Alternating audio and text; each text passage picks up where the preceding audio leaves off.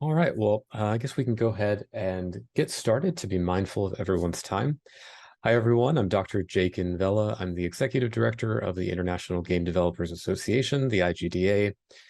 We have been so fortunate to have an amazing partner in Dell who has been a supporter of IGDA and has really enjoyed connecting with industry professionals to support game developers around the world, supporting their products that they need, their technology needs, etc. I'm excited to introduce you to our special guest today. We have Greg Ralph with the Dell, who handles the Dell partnerships on IGDA's side.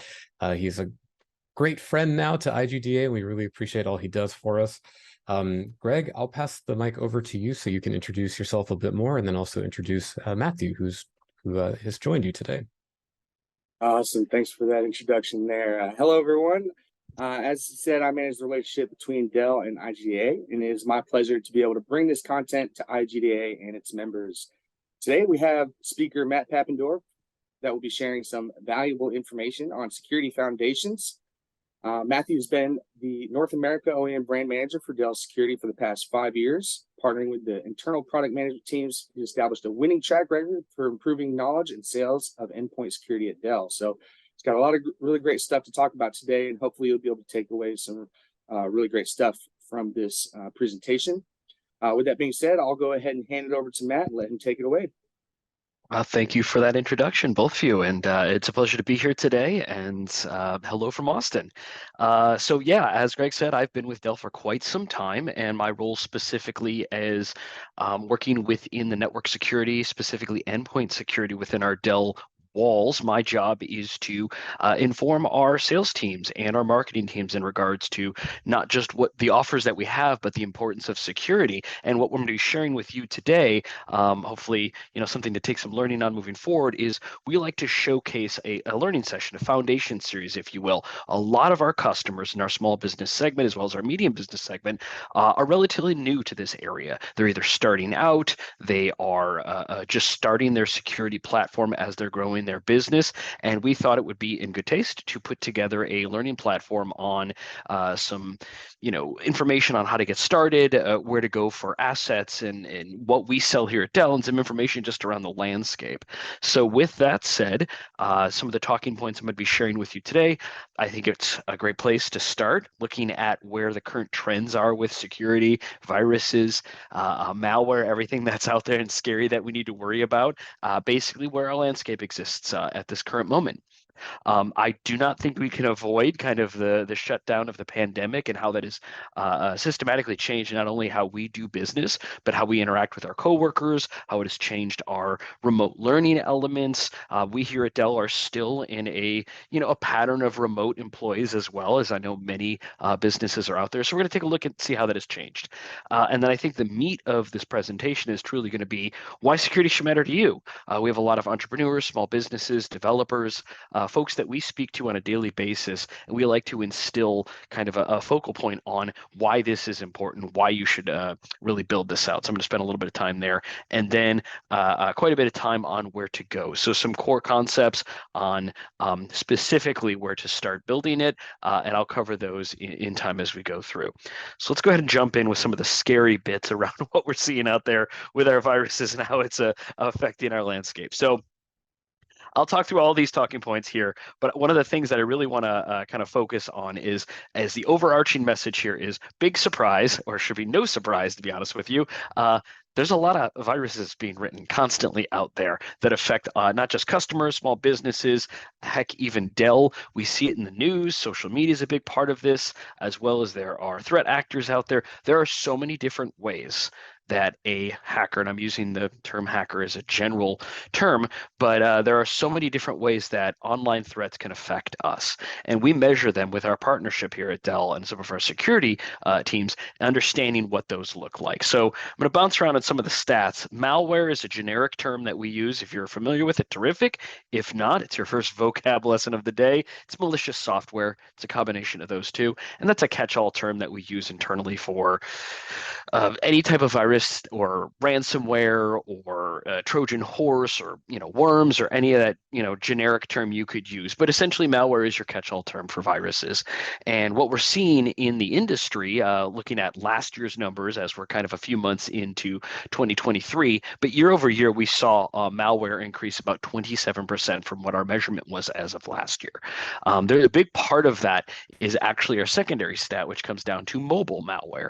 And that is a dynamic growth. And one of the reasons behind that is, I think this is pretty commonplace for most of us, as I'm pointing to my phone, you can't see it, but all of us are using mobile devices dynamically more than we used to, and it continues to grow on a global rate.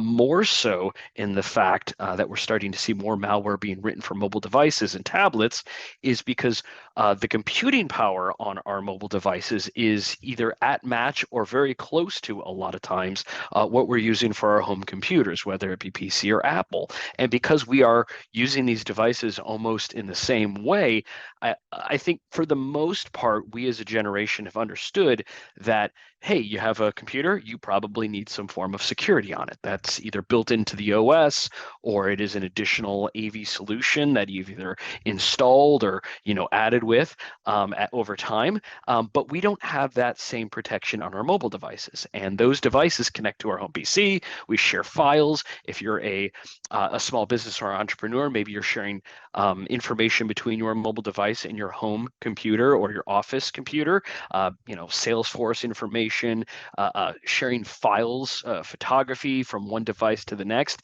And it is what we're finding in the industry is it's very commonplace for a lot of users that they do not have security on their mobile devices. And it is so easy for a hacker to understand that pattern, and they will hack your mobile device.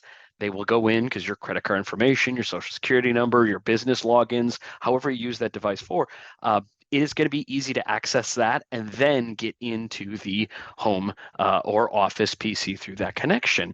So we are starting to see way more malware being written for mobile devices because hackers are starting to follow the trend of, hey, we're using these devices dynamically more, and they're not secure as we once thought. So I'll go a little bit more into that, but that's where we see a lot of those rises. Bitcoin and crypto is huge, just kind of talking a little bit about those talking points down at the bottom. So we've seen hacks in that space as well. And I know a lot of individuals tend to dip their toes into crypto as well. It's not as secure as we think. Hackers understand that's a big part of the threats out there. And going through the security threats for a minute, I really like to hit the 6 new threats per second element at the top. That's one of my favorite lines to teach on here when I am teaching our reps here at Dell. And you really got to understand a computer virus, much would you do with like a flu virus. So every year, doctors and nurses recommend that we get a new flu vaccine every year because the idea of the virus in itself, if you could picture it in your mind, it mutates every year. The little polypeptides or elements of that fun little virus image that we've all come to know and love, it changes. And in doing so, it is the new mutation. It is considered a new strand or a new virus. So they have a new vaccine for it. Hence why you need to go get your booster shot every year. If you think of a computer virus in the same way, it is a line of zeros and ones, it's code. Hackers, what they'll do is they will try and trick antivirus endpoint security or network security. And by doing so, they are rearranging those lines of ones and zeros. In its simplest form, by doing this, they're trying to trick the program to allow that virus go in. Every time they make a variation to that line of code, it is technically considered a new virus. So when you think about the way we measure and track everything, our threat defense teams internally at Dell, as well as the partners that we work with for network security, they're constantly measuring these, and they are seeing new viruses being written to try and outsmart our AV at a 6 per second rate. And if anything, walk away talking with our partners, talking with our customers. One of the things that we really want to take home from this slide and the information I constantly share internally and externally is the threats out there are trying to stay ahead of our security that we have in place. So we need to step back and be mindful and take a proactive approach in protecting our assets, our customers, our files, and genuinely our PCs in the best way possible. So it is kind of a scary environment out there, but there is an easy way to get around it. It's to be mindful and have a strong security foundation. And heck, that's what this presentation is about. So let's pivot over a little bit over to the pandemic, how it's changed our industry, as well as some of the other industries that we exist in. And I think some of these stats shouldn't be dynamically surprising, but it's good to note. For the most part, we saw a dynamic shift in web usage. And that makes sense given the fact that we had individuals working from home. We had school learning. If any of us have families or young children who had to dynamically shift that lifestyle to remote learning as well. I know from my time at Dell, watching a whole bunch of people grab a monitor and a PC and head home, and all of a sudden we're working at kitchen tables or stools or finding spaces in the house to kind of do what we do every day. It's pushing up everybody's web traffic, and this trend is considered to be, kind of the new standard with a lot of companies as remote employment has become a much more of a commonplace than it used to be. So what that has done is it's pushed web traffic up. We exist online in a much more finite way than we used to in certain businesses. Hackers understand these trends, going back to the mobile piece that I spoke of and kind of these two little pieces here. Because we are spending more time online, because we are possibly using Wi-Fi connections that didn't exist in an office, which may be secure through, VPN connections or certain server farms or connection points in the offices that are very secure. We are doing this from our home. And because of that, way more URL traffic and links and things out there that we would utilize potentially out there, they become more harmful. So long and short with these 2 points is hackers understand the trend of us working remotely. The Wi-Fi connections may be not as secure as they used to, and we're also clicking around to different sites while we're trying to utilize our work PC potentially from home. And in doing so, it's way more scary and harmful traffic out there than there used to be before. Zoom bombing has become, as I'm mindful of the fact we are on a Zoom call today, but we're starting to see also trends out there where hackers are able to actually access calls. And they do not show up as a user or a representative in that call. They hide in the shadows or in the back. And what they're doing is they're scraping for information either on the screen share or on the microphone. A way to get around that is use a secure Wi-Fi connection and use a VPN, which I'll kind of cover in some of the other slides to come. But adding layers of security help to knock this situation out. But this point came from, or this trend came from individuals who are not as tech savvy as we'd like to say, and potentially they would start a financials call, maybe an entrepreneur group. They're trying to get into investing, and they just jump on a Wi-Fi connection that may not be secure. They're talking about banking information. They're sharing credit card information. They're talking about their accounts. And if they are doing so in a Zoom call, Teams call, whatever that may be, that is not as secure as they thought, potentially they may be sharing all of this financial information, vital information to their company out there in this space to these hackers who can then glean it all. And then all of a sudden now they have your numbers. So Zoom bombing has become a huge trend that we've started to see in the space as well. And it's going to be that way moving forward as kind of something out there that we need to be mindful of, given the fact that remote work is still in existence. The donut chart on the right, this is something to be mindful of as we, not only work with our customers, but also here at Dell, we work with so many different industries. But really the big areas, there's many, but the 3 big areas that we saw in this remote space, how COVID and the pandemic element really has shifted. The 3 biggest shifts we saw were in healthcare, we saw it in education, and then we saw it with banking and financial. And kind of in that, that order, healthcare, no surprise at this time, people are worried about their health and wellness. So they're going to sites that could either make an appointment or find out their symptoms, or they're trying to, find news about, anything that's currently out there in the space. And I understand in many times, we are, coming out of the pandemic, but it did shift at times when we were in the heat of it.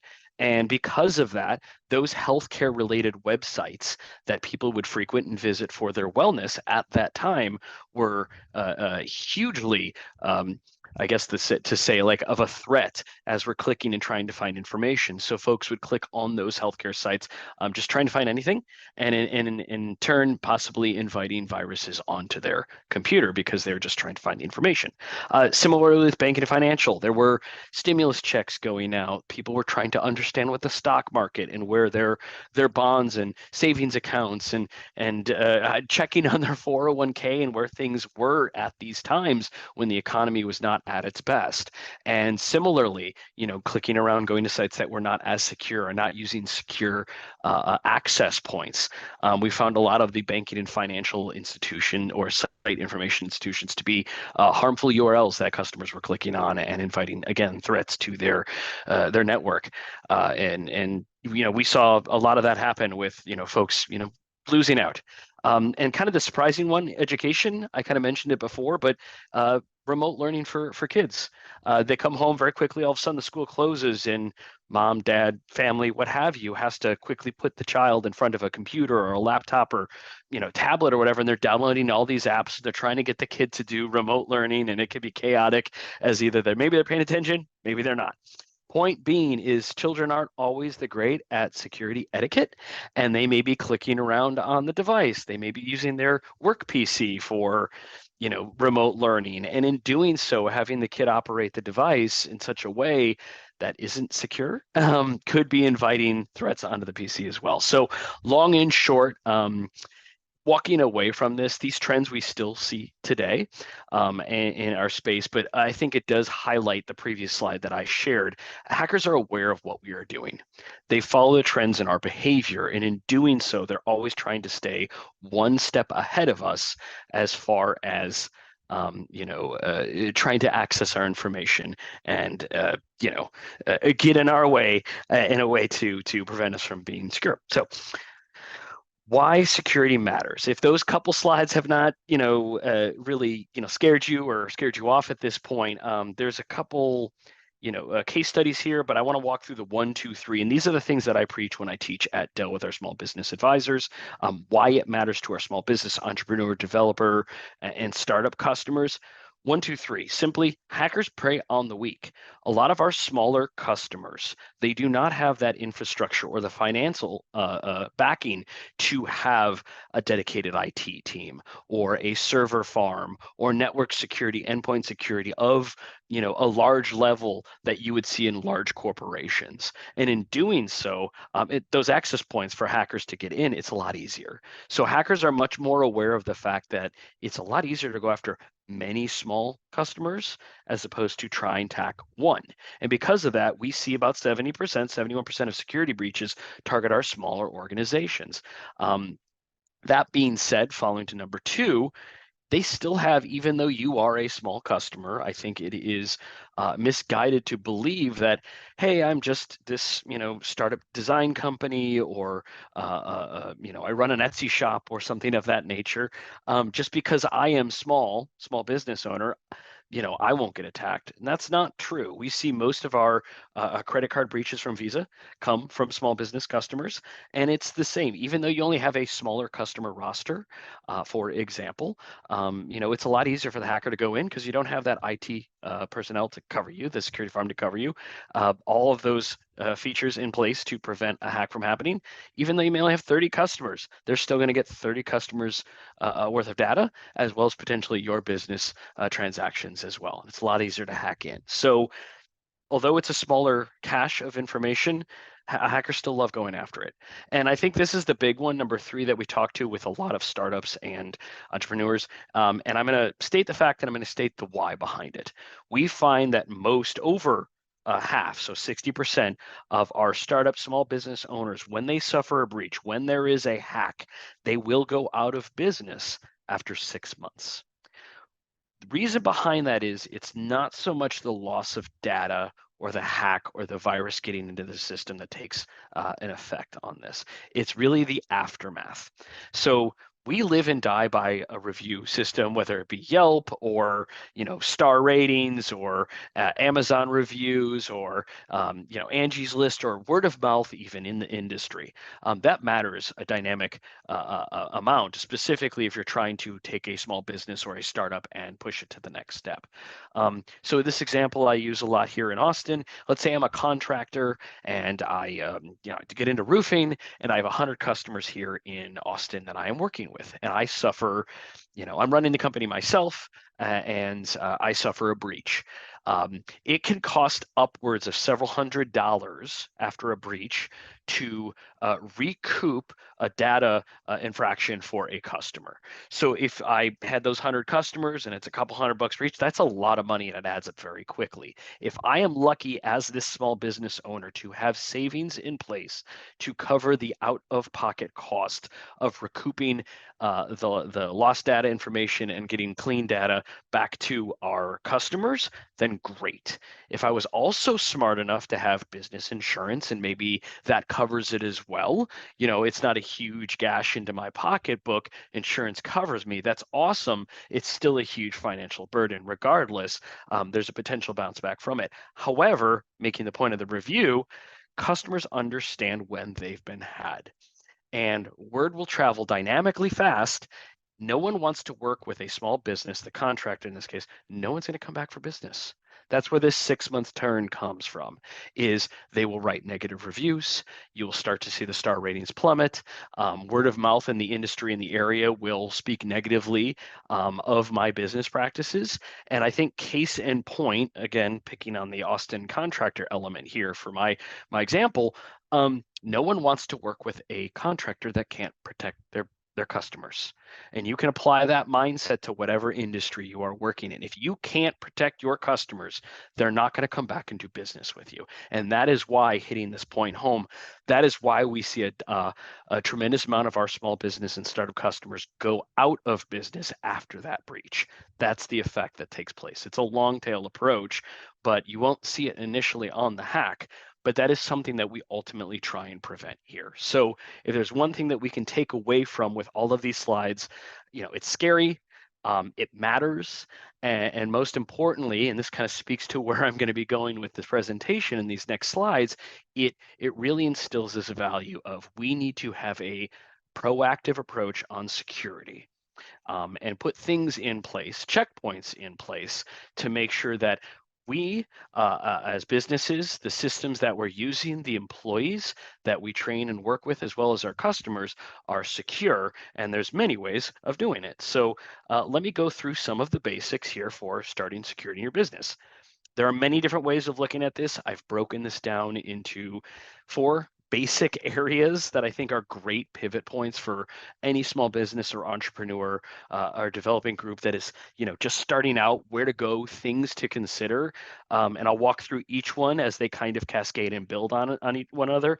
Network, the devices you use, the data and information that you share. And then if you have employees that you work with or coworkers, the last point is people. And I think a strong combination of getting a lot of these things in place creates a tremendous foothold in making sure you're secure moving forward. But it does come to understand a lot of this. So let's go ahead and start with the network piece here. So there are many different, language and ways that you can consider this and look at this, but your network is basically, it's your devices and what you're all connecting to, and long and short. So your connections between devices and how you connect to the web. Quick tips along that. There are a few here that I'll kind of highlight. First and foremost, use an AV solution that includes a firewall. I know firewalls have been in the industry for quite some time. They do come standard with a lot of AV solutions out there, antivirus solutions out there, but it is a very basic but also tried and true way to protect your network and your devices. Basic line of defense, like I said, it acts as like kind of a filter or a barrier for those who don't know. Many of you may know this already, but it's great to have that background between your computer and another network as you are surfing on the web. web. It'll monitor traffic on these devices for unauthorized access on that device. It also creates kind of a barrier, not just at an endpoint of your network, but it can also protect your PC as well. It's kind of like a gateway. And in doing so, having this firewall, it allows, case in point, unwanted access back and forth in and out from the connection points of all of your devices. Something you would also want to consider if you are a mobile employee or a remote employee, we use one here at Dell. I utilize one when I did travel for work here at Dell, a VPN, virtual private network, a virtual personal network. I've heard people call it different things, but essentially what it is, it's an additional layer of security. It is something that you enable, and we actually using one here at Dell. I'm presenting through our Dell VPN, but what it does is it creates a secure, like encrypted connection to the internet from your device that shields your data, what you're sharing, your identity passwords, all of those pieces. And it's an absolute must, like I said, if you are going to be working remotely, specifically if you're going to be using public Wi-Fi, like potentially at an airport or a hotel, or if you're going to be traveling internationally. Anyone who accesses that VPN and turns it on, what it's basically going to do is it's going to mask all of your transactions or even actions on that network. So if I'm a hacker in this example, I will see that a user is using the network, but I can't see what they're doing. And having this initial piece on it with a VPN, I'm masking my transactions, my information, my emails, all of that goes back and forth. A hacker can't see what I'm doing. So it's an excellent way to secure your doings on a network that you may or may not have a secure belief in.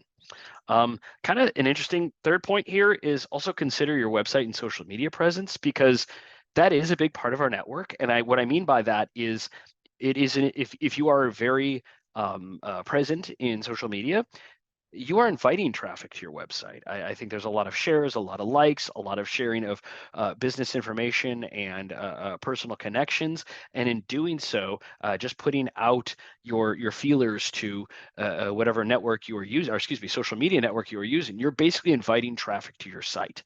So consider what you're doing in that space. Well, it may not be the actual network in your office. It's helpful to think of those individuals that you're inviting as part of your network. So determining who has invited access to edit information on sites or post on websites or social media platforms, it's a consideration that you might want to maybe tier back from, giving people author consideration for curating an Instagram page or a website or something like that. So the more individuals that you give access to on your social media or website, the more you need to be mindful of your security. So kind of those big talking points, again, walking through firewall's basic, but it's a great way to get it started. VPN is a great way to protect your ongoings if you're using a Wi-Fi connection that is not secure. And then just be mindful of who's tapping into your network through your social media inner workings. And having those things in place and mindful of those three things in place is a great starting point for understanding how to build a strong, secure network, which kind of builds into our next talking point, devices. So all these devices that we use, and these is kind of straightforward. It's our mobile phones, it's our tablets, it's our home or work PCs that we'll use. These are the actual devices that will connect to it. So yes, our network is secure. We have all of those tools and practices that I mentioned in the previous slide, but now we need to actually protect the device itself. Worst case scenario, as I mentioned, hackers are smart. They're going to try and find a way in. So let's protect our device.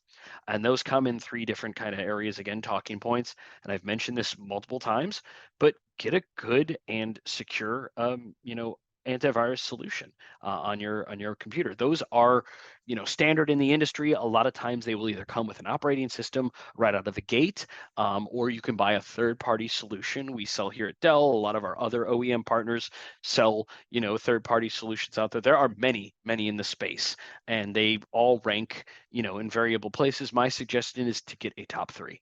If you are, installing a solution here at Dell, or we have one that we recommend. It's with McAfee, and as you grow in business, there are other solutions as well that we have. But there are many in the industry, and as long as you get a top AV program, and have it, enabled and actively, engaging with it on your device, it is going to protect you from a lot of the threats that exist and get past your network inevitably. And it's a great way to protect the devices. Secondarily, not every business out there does this, but point of sale software. If you are doing transactions, if you have a shop actually that you're working with, it could be a food truck and you're using a Square on a tablet to, take customer orders, things of that nature. Any point of sale software. Our recommendation on this is have a separate system that runs that software from the other systems, PCs, that you may utilize for employees or the other part of your office.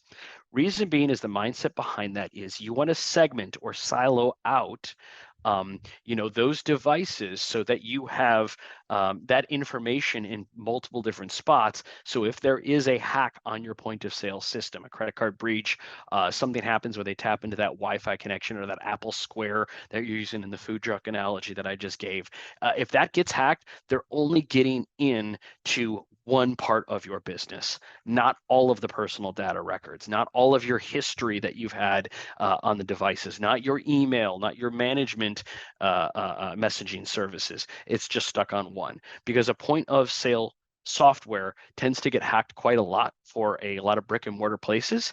Having that run on a separate system is a great way to make sure that you are, again, to highlight segmenting your information. So if a hack does happen, a hacker cannot get into all of your information all at once. You just have to worry about the point of sale system and not your backlog of information. Additionally, if you do travel or have employees that are remote or work around in various fields, have a plan for lost or stolen devices. 9 times out of 10, a lost or stolen phone can be hacked into. Yes, you can wipe and remotely find it with a lot of programs out there, but there's a good chance that if a smart hacker finds the phone, is able to swipe it, or your tablet or your PC in some way, you left it at an airport, things happen.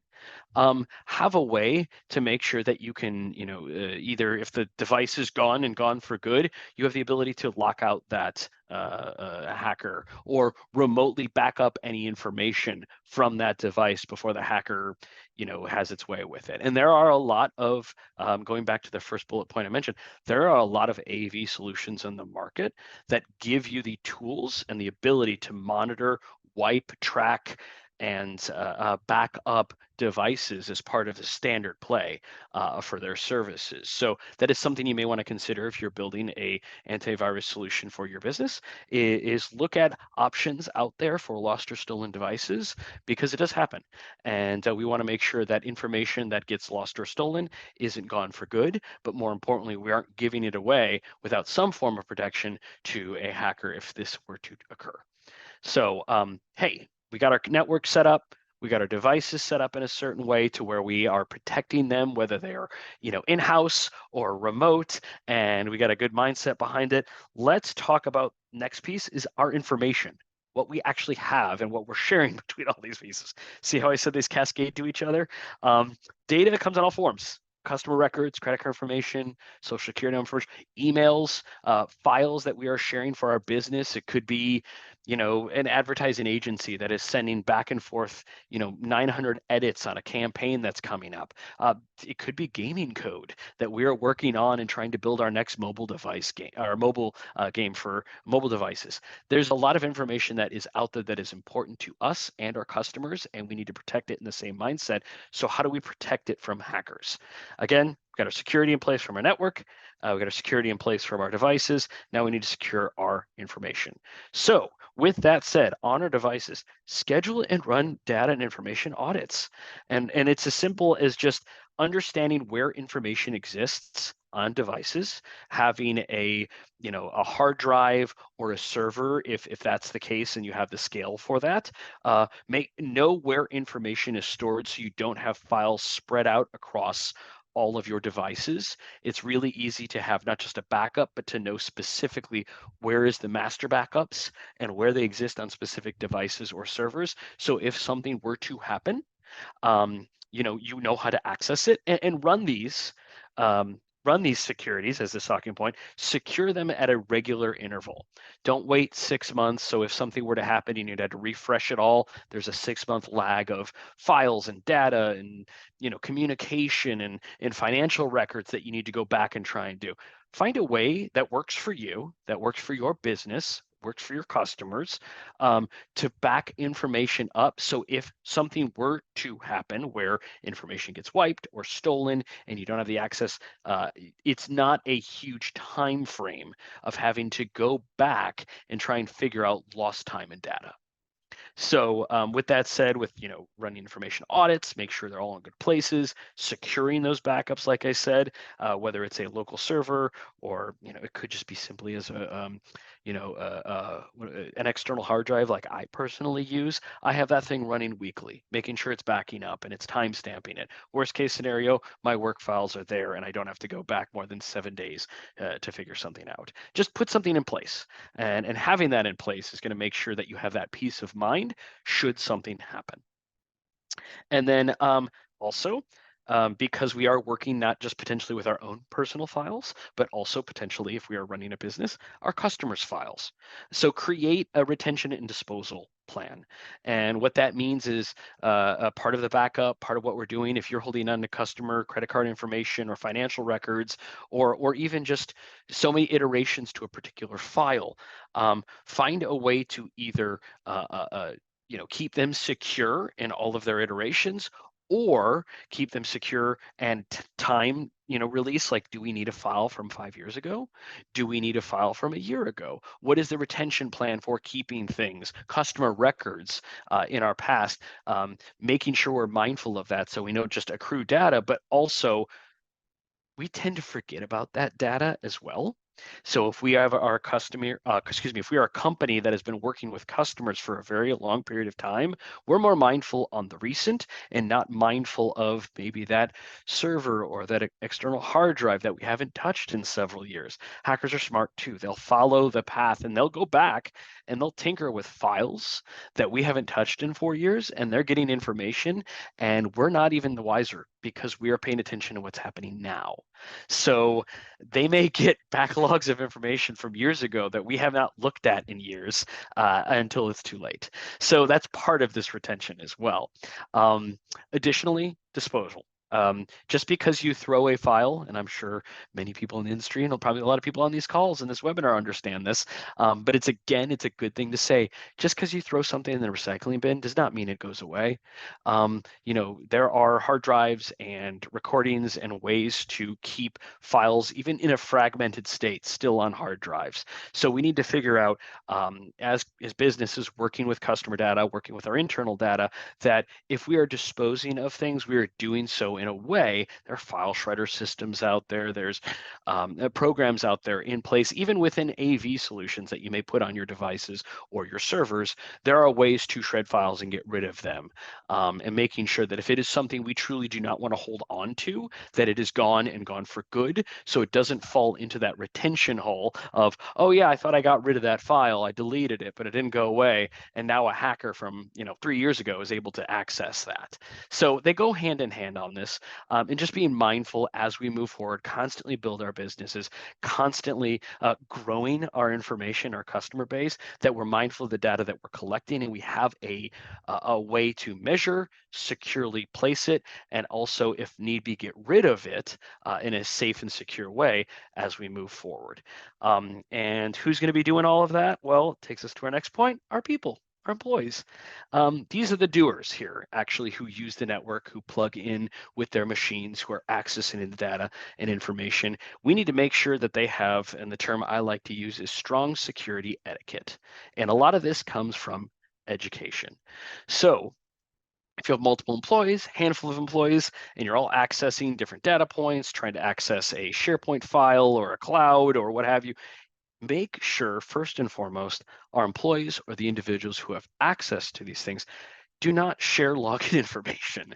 I have seen in many cases startups they'll just share a password and everybody goes into it, and it is just a rough way to go. Make sure if you are the admin, everybody has an individual login and password process, because if something were to go awry with a termination of an employee or a breach of some kind with that information goes on, you can not only target it to where it happened, the individual that may have lapsed in security etiquette, but you are able to shut it down and figure out where the gap falls without having to, I guess in many cases, go across your entire employment circle and figure out where that happened as well. So by just having individual passwords, it's a great way to make sure individuals are logging on safely, but also you're creating fail safes. So if something were to happen, you can pinpoint exactly where it did happen.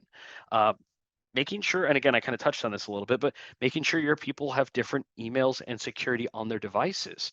I know a lot of small business and startup AV solutions, it will be one license, but it can be shared from different access points to multiple systems out there. So each device, each mobile device or tablet that is shared in the network has its own individual AV connection and own individual AV solution running on it. It's a great way to make sure that not only is it securing all those devices individually, but all those emails and logins that come unassociated with the communication within your business. There are different ways of tracing it and tracking it and shutting it down because of those access points as well. So, just making sure that by spreading the access points and information out there, again, kind of with the point of sale software, as I mentioned with our previous slides, we are creating fail safes. So one hack in does not affect the whole system of connections. And lastly, and I kind of led to this, is train and educate your employees. Get them set up on programs that they're aware of. They understand what social scams are. They understand how to log in correctly. They understand how to utilize the AV software with a scan or a VPN connection, or how to utilize Wi-Fi networks on the go. What to do with a device if they happen to, lose it or it breaks or etc. Education is truly one of the biggest things that we can do with our employees. We do it here at Dell. We constantly train our employees on the mindfulness of what we are sharing in our emails, as well as how we interact with our customers outside of the walls of Dell. And although we're a big mega corporation, you need to treat it the same way with your startup or your entrepreneur business or your community of developers. It may be on a smaller scale, but in truth, your information matters. And if you train your employees and your coworkers to treat it the same way, you're creating a strong layer of security and making sure all you coworkers and employees are also, following the same practices and the structure that we use in large corporations. But long and short, again, to kind of reiterate, this is a great way to, and I think the base layer is just train your employees. And if they're mindful and they're using your network, your devices, sharing your information, in the proper way, you can be mindful and kind of at ease in knowing that your ecosystem, your business ecosystem, is going to be handled in a secure way. So, with all of that said, I kind of open it up to questions and thoughts. I know, Greg, we have a program here at Dell that we work with, so I guess I'll pass to you on how maybe some of our participants could get a hold of you if they have questions in regards to information here or working with Dell on a partnership. So please let our guests know how to take the next step and reach out to you. Yeah, absolutely. Thanks for passing it off. If you aren't aware, of course, Dell and IGDA do have a partnership, and you can take advantage of additional benefits through that partnership as a member of IGDA. If you want to learn more and take advantage of, getting coupons or additional discounts, free on-site IT consultations, just visit www.dell.com/IGDA. And it'll take you to the landing page there, and you'll be able to gather all the information you need. And of course, my information's on there as well, so you can always reach out to me directly if you have any questions or concerns. But other than that, I really appreciate you guys joining today. I hope you're able to take away some good information from this presentation to help you in your business journey. With that, I'll pass it over to back to IGDA for any last comments. Wonderful. Thank you all so much for the amazing information. I know how helpful this really is for especially entrepreneurs, small business owners, folks who are just getting their operations and infrastructure started, especially, and also for people who are already established and really need to have a security mindset, especially as we get deeper into issues concerning cybersecurity and malware and etc.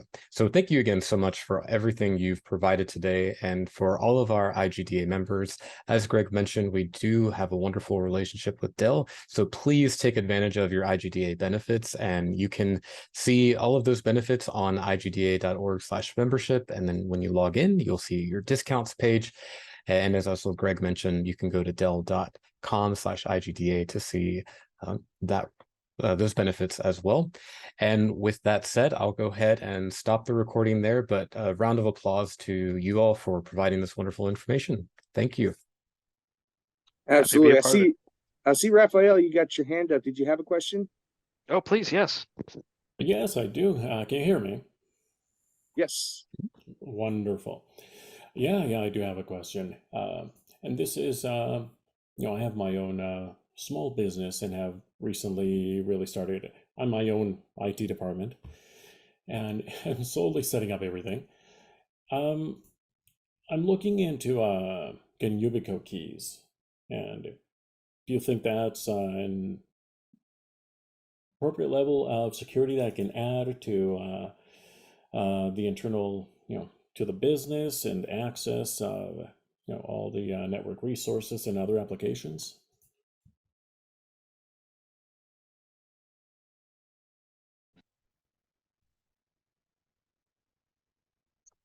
I might have lost you. Could you please say that question again? I apologize on my end if I misheard. Not at all. So I'm looking at getting Yubico keys, Yubico physical. case. Got it. So what are your thoughts on that and their use? I know they're starting to become more commonplace in the industry. Great question. And thank you again for your patience. I wanted to make sure I understood the question in place. I personally do not have a tremendous amount of experience in using Yubico keys. However, I do know that, like I mentioned at the kind of addressing this, it is starting to become commonplace. One of the resources that I would suggest leaning on is kind of your peer industry. And I'm trying to roundabout answer your question. I apologize. I'm going to be first to admit I'm not terribly familiar with this program. However, there are many people who do utilize this and utilize these keys as part of commonplace. So if your peers in the industry have good experience with them, I would reach out to them and see, maybe some of the pitfalls or processes of setting them up for your users, how difficult it has been, what kind of the track record they've worked as far as, your scale and your business.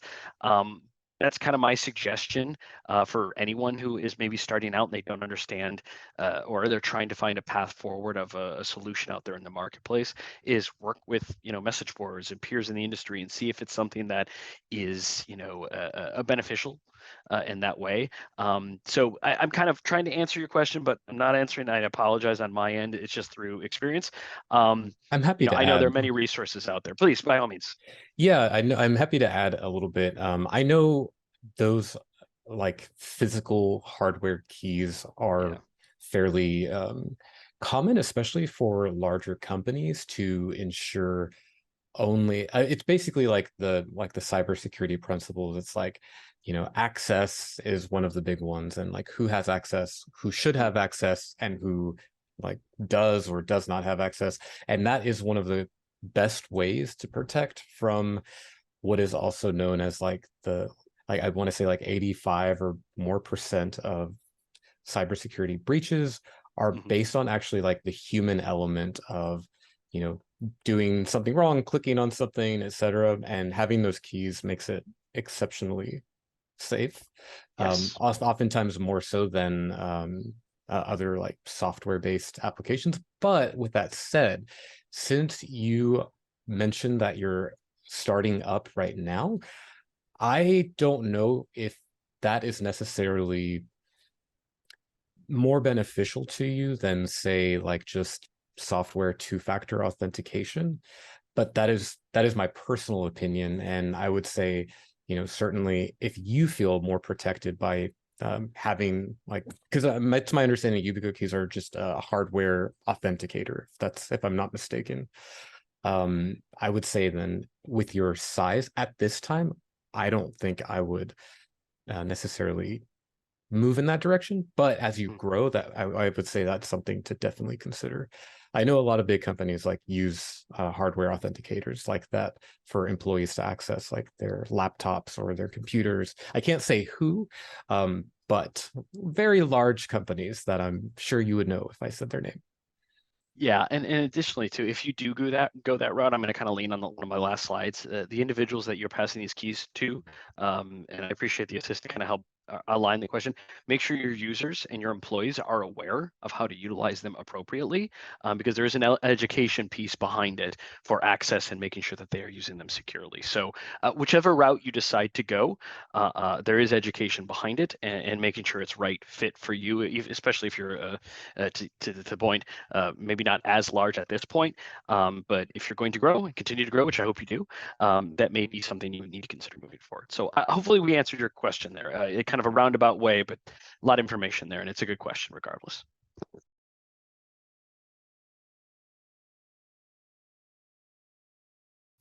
Yes, thank you. Thank you very much. Appreciate the question. I appreciate your attendance Yeah, today. it's a really great question. I worked in cybersecurity before IGDA, so I'm always interested in security topics, and I really appreciate the security-minded questions. Well, if there are no other questions, I can go ahead and stop the recording there, and we can wrap up. But thank you all so much for this amazing wisdom and the insights that you've shared with our community. And we will post these on our members only access, such as our member benefits page. We'll also clip some things and share them so that we can support more knowledge dissemination. But with that said, I'll go ahead and close this out.